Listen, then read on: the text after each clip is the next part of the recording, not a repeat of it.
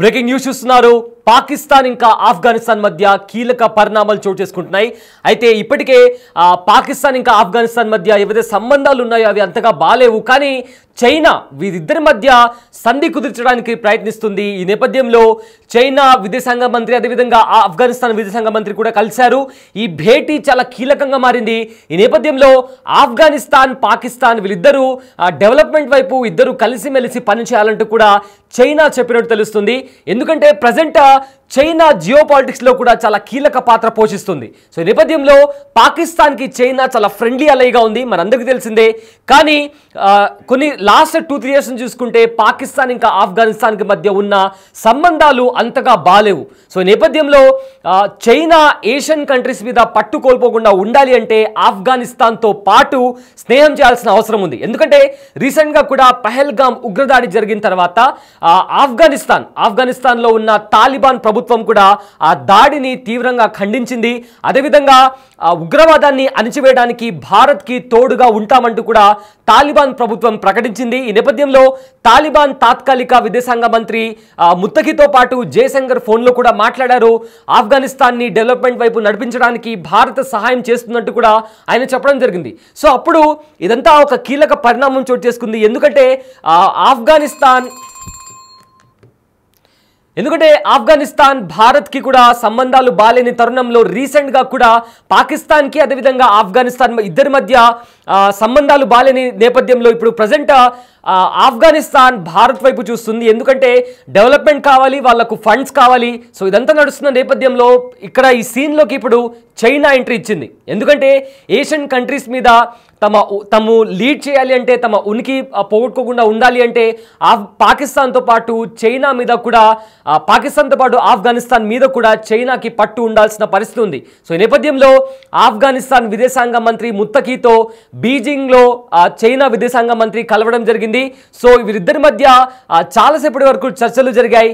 అయితే పాకిస్తాన్తో కలిసి ఉండాలి అంటూ కూడా చైనా విదేశాంగ మంత్రి కోరినట్టు తెలుస్తుంది. దీంతో ఇప్పుడు ఈ జియోపొలిటికల్లీ కూడా అన్ని లెక్కలన్నీ మారబోతున్నాయి. ఎందుకంటే మొన్నటి వరకు కూడా భారత్తో ఉంటాము, భారత్ని సహకరిస్తామంటూ కూడా ఆఫ్ఘనిస్తాన్ చెప్పింది. అదేవిధంగా పహల్గామ్లో ఏదైతే ఉగ్రదాడి జరిగిందో దాన్ని కూడా ఆఫ్ఘన్లో ఉన్న తాలిబాన్ ప్రభుత్వం కూడా తీవ్రంగా ఖండించింది. అయితే ఇదంతా నడుస్తున్న నేపథ్యంలో ఒకసారి మనం కాస్త వెనక్కి వెళ్తే పాకిస్తాన్లో ఉన్న తాలిబాన్లను ఆఫ్ఘనిస్తాన్ ప్రజలను కూడా పాకిస్తాన్ ఆర్మీ కానీ పాకిస్తాన్ ప్రభుత్వం కానీ వివక్ష చూపిస్తుంది, వాళ్ళపైన దాడి చేస్తుంది అని చెప్తూ ఆఫ్ఘనిస్తాన్ ఆరోపిస్తూ వచ్చింది. ఈ నేపథ్యంలో పాకిస్తాన్లో ఉంటున్న ఆఫ్ఘన్లను కూడా పాకిస్తాన్ తరిమి కొట్టింది, మీ దేశానికి వెళ్ళిపోవాలంటూ కూడా హెచ్చరించింది. సో ఈ నేపథ్యంలో అటు పాకిస్తాన్ ఇంకా ఆఫ్ఘనిస్తాన్కి మధ్య సంబంధాలనేవి పూర్తిగా చెడిపోయాయి. అప్పటి నుంచి కూడా పాకిస్తాన్ పైన ఆంక్షలు విధిస్తూ వస్తుంది ఆఫ్ఘనిస్తాన్.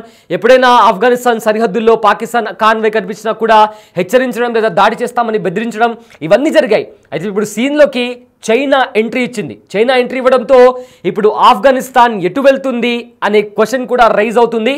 ఎందుకంటే చైనా డ్రాగన్ కంట్రీ ఎప్పుడు కూడా భారత్కి మిత్రదేశాలుగా ఉన్న ఇతర దేశాలను తమ వైపుకు తిప్పించుకోవడమా లేదా కుట్ర పన్నడమా ఇలాంటివి చేస్తుంది. ఎప్పటి కూడా ఏవైతే మిత్రదేశాలు ఉన్నాయో అవి భారత్కు మరింత దగ్గర కాకుండా చూడడమే చైనా వ్యూహం.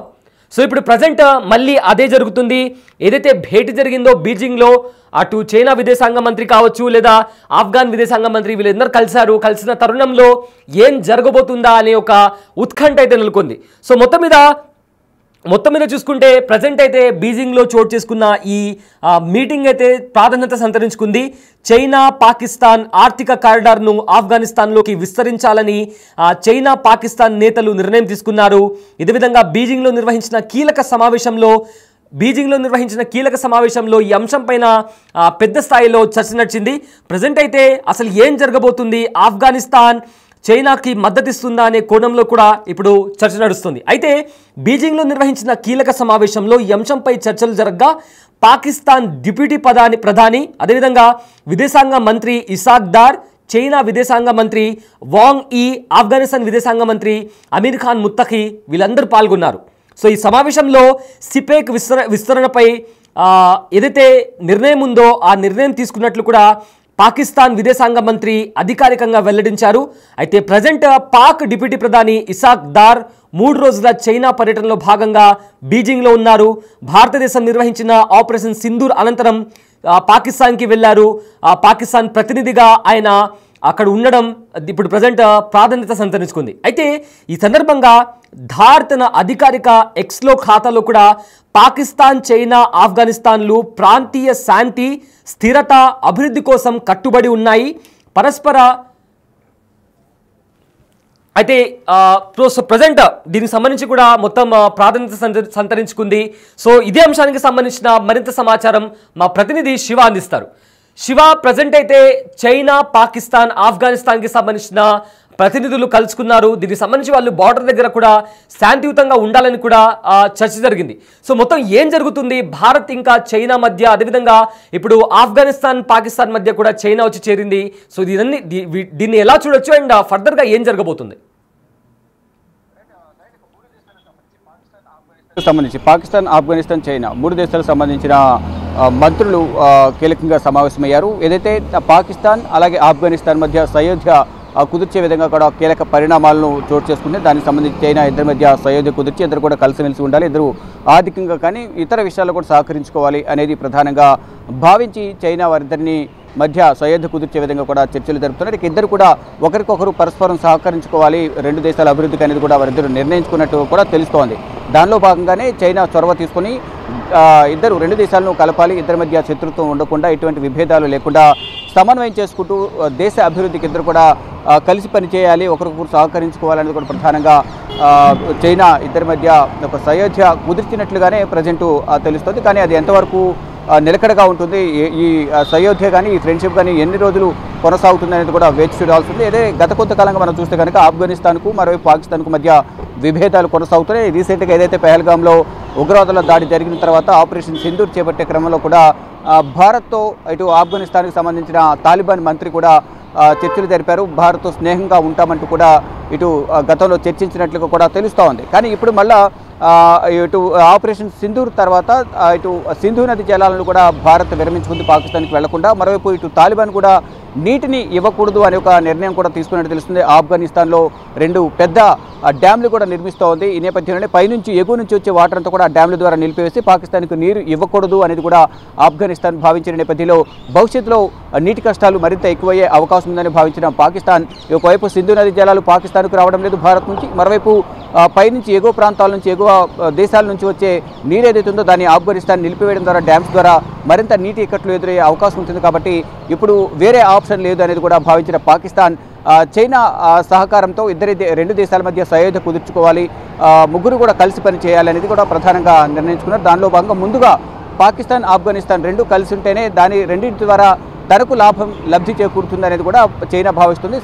దీనిలో చైనా స్వార్థం కూడా ఉన్నట్లు ప్రధానంగా కనిపిస్తుంది. ఏదైతే ఒక కారిడార్ కూడా రాబోతుంది, ఆ కారిడార్ ద్వారా చైనాకు లబ్ధి అనేది ఉండబోతున్నట్టు కూడా తెలుస్తుంది. ఆ కారిడార్ విషయం ఒకసారి మనం చూసుకుంటే కనుక ప్రధానంగా ఏదైతే ఈ 2 దేశాల మధ్య ప్రభుత్వాల మధ్య రాజీకి చైనా ప్రయత్నించింది. దానిలో భాగంగా ఒక కారిడార్ అనేది 2 దేశాలకు మధ్య ఆఫ్ఘనిస్తాన్ అలాగే చైనా పాకిస్తాన్ ఎకనామిక్ కారిడార్ అనేది రాబోతుంది. ఇది మొత్తం ఏదైతే ఈ కారిడార్ ఏదైతే ఉందో కారిడార్కి సంబంధించి ప్రధానంగా ఒకసారి చూసుకుంటే ఈ కారిడార్ చైనాకు ముడి చమురులను తీసుకువెళ్లేందుకు సులభంగా చేరుకోవడానికి వీలు కల్పిస్తుంది. చైనా దిగుమతి చేసుకునే ముడి చమురులో 80% మలక్కా జలసంధి ద్వారా ఈ షాంఘైకి చేరుకుంటుంది. ఏదైతే కారిడార్ ఉండబోతుందో ఆ కారిడార్ నిర్మాణం చేపట్టడం ద్వారా చైనా కూడా భారీగా లబ్ధి చేకూరే అవకాశం ఉందని ప్రధానంగా భావిస్తున్నారు. ఈ ఆర్థిక కారిడార్ ద్వారా చైనా అరేబియా సముద్రం మరియు హిందూ మహాసముద్రంలోకి ప్రవేశించాలని కూడా చైనా కోరుకుంటుంది. దానిలో భాగంగానే ఈ ఇద్దరి మధ్య సయోధ్య కుదర్చాలి, దాని ద్వారా చైనా కూడా లబ్ధి పొందాలని ఒక అభిప్రాయాన్ని వ్యక్తం చేస్తుంది. ఇప్పటికే యుద్ధం సమయంలో పాకిస్తాన్కు చైనా సహకరిస్తోంది. చైనాకు సంబంధించిన డ్రోన్స్ కానీ క్షిపణులు కానీ పాకిస్తాన్కు సమకూరుస్తూ ఆర్థికంగా కూడా ఆదుకుంటూ భారత్పై దాడికి ఇండైరెక్ట్గా చైనా కూడా పాకిస్తాన్కు సపోర్ట్ చేసిన పరిస్థితి కనిపిస్తోంది. మరోవైపు గత కొంతకాలంగా ఇటు ఆఫ్ఘనిస్తాన్కు పాకిస్తాన్కు మధ్య విభేదాలు ఉన్న నేపథ్యంలోనే ఇటు నీటి వివాదం కొనసాగుతుంది, నీటి సమస్యలు కూడా ఎదుర్కొనే అవకాశం కనిపిస్తుంది. ఈ నేపథ్యంలో తాలిబాన్ మంత్రులతో చర్చలు జరపాలనేది వారు అంతర్గతంగా గత కొంతకాలంగా ప్రయత్నాలు చేస్తున్నప్పటికీ ఎక్కడ కూడా ఆఫ్ఘనిస్తాన్కి సంబంధించిన తాలిబాన్ మంత్రులు పాకిస్తాన్తో చర్చించేందుకు అంగీకరించలేదు, విముఖత వ్యక్తం చేస్తూనే ఉన్నారు. కానీ ఇప్పుడు చైనా జోక్యం చేసుకుని ఇద్దరి మంత్రులతో చైనాకు సంబంధించిన విదేశాంగ శాఖ మంత్రి కూడా కలిసి ముగ్గురు కూడా ఫారిన్ మినిస్టర్స్ కలిసి ఈరోజు సమావేశమయ్యారు. సమావేశంలో భాగంగా పలు కీలక నిర్ణయాలు ఆఫ్ఘనిస్తాన్ కు ఒకవేళ డెవలప్మెంట్ వైపు నడవాలని ఉంటే ఖచ్చితంగా సహాయ సహకారాలు అందిస్తామని కూడా భారత్ కూడా ఆల్రెడీ చెప్పింది. సో ఇప్పుడు చైనా వచ్చిన నేపథ్యంలో దీంతో భారత్ ఎలా స్పందించబోతుంది, దీనికి సంబంధించి ఏమన్నా అప్డేట్ ఉందా? రైట్, ఇప్పుడు ఈ ముగ్గురు కూడా ప్రధానంగా సమావేశమైన నేపథ్యంలో ఇటు భారత్ చర్యలు ఏ విధంగా ఉంటాయనేది కూడా వేచి చూడాల్సింది. అంటే స్వయానా వారే తాలిబాన్ మంత్రి గతంలో ఇటు పాకిస్తాన్ భారత్ మధ్య వివాదం కొనసాగుతున్న నేపథ్యంలో ఇటు ఏదైతే శత్రుత్వం ఉందో పాకిస్తాన్తో ఆ శత్రుత్వాన్ని ప్రధానంగా భారత్ ఆఫ్ఘనిస్తాన్ కలిసి పనిచేద్దాము, పాకిస్తాన్తో మాకు విభేదాలు ఉన్నాయి, మీ స్నేహం మాకు కావాలి, అన్ని విధాలు మీ సహాయ సహకారాలు కావాలంటూ కూడా భారత్ వద్దకు వచ్చి ఇటు భారత్కు సంబంధించిన అధికారులతోనూ మంత్రులతోనూ కూడా సంప్రదింపులు జరిపినట్లుగా తెలుస్తుంది. దానికి సంబంధించి గతంలో ఈ సమాచారం అయితే అందరికీ ఉంది. కానీ ఇప్పుడు మళ్ళా చైనా జోక్యంతో చైనా చొరవతో రెండు దేశాలను మంత్రులను కలిపి సామరస్యపూర్వకంగా రెండు దేశాల అభివృద్ధికి సహకరించుకోవాలనేది కూడా ఒక నిర్ణయం అయితే తీసుకున్నట్లుగా తెలుస్తుంది. దీనికి సంబంధించి అధికారికంగా వెల్లడించాల్సిన అవసరం అయితే ఉంది. కానీ మరోవైపు దీనికి సంబంధించి ఎన్ని రోజులు అనేది ఇది చూడాల్సి ఉంది. ఈ సఖ్యత కానీ సయోధ్య కానీ కుదిర్చిన నేపథ్యంలో ఇద్దరు కలిసిమెలిసి ఎన్ని రోజులు ఉంటారు, అభిప్రాయ భేదాలు రాకుండా ఉంటాయా, తర్వాత ప్రభుత్వాల్లో చర్చించుకోవాల్సిన అవసరం ఉంటుంది. గతంలో జరిగిన పరిణామాలు కూడా ఒకసారి మళ్ళా చర్చించుకుంటారు. ఇది ఎన్ని రోజులు నిలిచి ఉంటుంది అయోధ్య అనేది కూడా వేచి చూడాల్సింది. దీనికి సంబంధించి భారత్ ఇప్పటివరకు ఎటువంటి అధికారిక ప్రకటన కానీ ఎటువంటి అధికారికంగా మాట్లాడిన దాఖలాలు అయితే కనపడడం లేదు. కానీ ఆఫ్ఘనిస్తాన్ పాకిస్తాన్ కలవడం అనేది చైనాకు ఎంతవరకు ఉపయోగకరంగా ఉంటుంది అనేది కూడా వేచి చూడాల్సింది. కానీ చైనా మాత్రం స్వార్థంతోనే ఈ రెండు దేశాలను కలుపుతుంది. ఒక కారిడార్ రావడం ద్వారా ముడి చమురు కానీ ఇతర కార్యకలాపాలు నిర్వహించుకోవడానికి చైనాకు ఉపయోగకరంగా ఉంటుంది. ఒకవైపు అర్థాన్ని కలిపినట్లు ఉంటుంది, ప్లస్ వీరికి కూడా ఉపయోగకరంగా ఉంటుంది అనేది కూడా ప్రధానంగా చైనా భావిస్తుంది. దానిలో భాగంగానే ఫారిన్ మినిస్టర్స్ అందరూ కూడా మూడు దేశాలకు సంబంధించిన ముగ్గురు మంత్రులందరూ కూడా సమావేశమై ఒక నిర్ణయం అయితే తీసుకున్నట్టు తెలుస్తుంది. అంతర్గతంగా కూడా మరికొన్ని కీలక నిర్ణయాలు కొన్ని ఇద్దరు కూడా అభిప్రాయాలు వ్యక్తం చేసుకుని షేర్ చేసుకుని భవిష్యత్తులో అందరూ కలిసిమెలిసి ముందుకు వెళ్ళాలి అనేది కూడా ఒక నిర్ణయానికి అభిప్రాయానికి వచ్చినట్లుగానే ఒక సమాచారం అయితే అందుతుంది. దీనికి సంబంధించి అధికారికంగా కొన్ని కీలక నిర్ణయాలు కూడా తీసుకున్నట్టు దానికి సంబంధించి ఒక ప్రకటన అయితే వెలువడాల్సిన పరిస్థితి ఉంది. Syed right, thank you Shiva, thanks for the update. అయితే ప్రజెంట్ ఆఫ్ఘనిస్తాన్ పాకిస్తాన్ అదేవిధంగా చైనా వీళ్ళు ముగ్గురు మధ్య ఒక మీటింగ్ నడిచింది. సో దీంట్లో కూడా పాకిస్తాన్ ఆఫ్ఘనిస్తాన్ చైనాకి సంబంధించిన విదేశాంగ మంత్రులు కూడా పాల్గొన్నారు. అయితే దీంతో ఎవరైతే పాకిస్తాన్కి సంబంధించిన అధికార ప్రతినిధి ధార్ తన అధికారిక ఎక్స్లో కూడా ఆయన ట్వీట్ చేయడం జరిగింది. పాకిస్తాన్ చైనా ఆఫ్ఘనిస్తాన్లు ప్రాంతీయ శాంతి స్థిరత అభివృద్ధి కోసం కట్టుబడి ఉన్నాయి. పరస్పర దౌత్య సంబంధాలు బలపరచడం, కమ్యూనికేషన్ను మెరుగుపరచడం, అభివృద్ధికి సహకరించడం వంటి అంశాలు కీలకంగా ఉన్నాయి. ఈ నేపథ్యంలో సిపెక్ను ఆఫ్ఘనిస్తాన్ వరకు విస్తరించేందుకు మేము అంగీకరించామని కూడా తెలిపారు. అయితే ఈ మూడు దేశాల విదేశాంగ మంత్రుల మధ్య మరొక సమావేశాన్ని ఆఫ్ఘనిస్తాన్ రాజధాని కాబూల్లో నిర్వహించాలని కూడా ఈ సందర్భంగా నిర్ణయించారు. ఇక సిపెక్ ప్రాజెక్ట్ పై భారత్ వ్యతిరేకత వ్యక్తం చేస్తుంది. దాదాపు 60 బిలియన్ల వ్యయంతో చేపట్టిన ఈ ప్రాజెక్టులో పాకిస్తాన్ ఆక్రమిత కాశ్మీర్ ప్రాంతం భాగంగా ఉండడం ఇందుకు ప్రధాన కారణంగా చూడొచ్చు. అయితే చైనా నుండి పాకిస్తాన్లోని బలూచిస్తాన్ రాష్ట్రంలోని గ్వాదర్ పోర్ట్ వరకు కూడా సాగే సిపెక్ మార్గంలో వ్యూహపరంగా ఎంతో కీలకంగా మారబోతుంది.